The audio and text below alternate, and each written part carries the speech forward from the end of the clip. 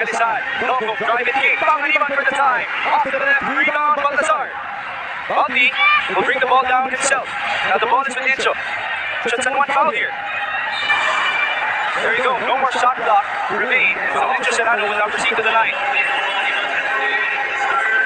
That was a good one. It was a good play, putting that ball to Nico Panganiban's hands. It's been hot in this game.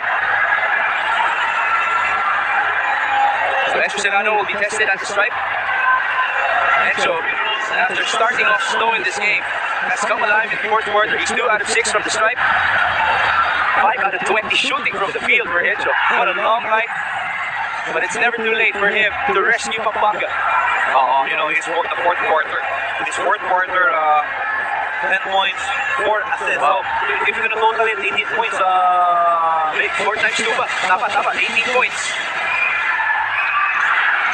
But you know, throws made. One good thing that Pampanga did well here in the fourth, in the closeout. This will limit the San Juan Knights to just 6 fourth quarter points.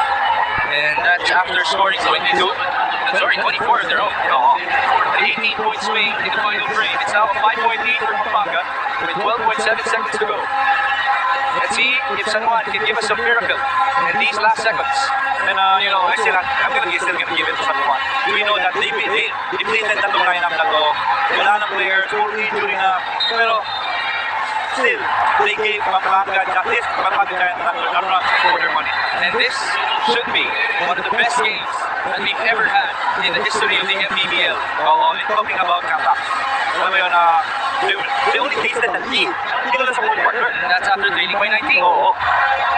JLC also has come alive with 2 clutch 3-pointers. He misses his first gimme, but it's no problem because it's a 2-possession game in favor of Pampanga with 4.5 seconds to go.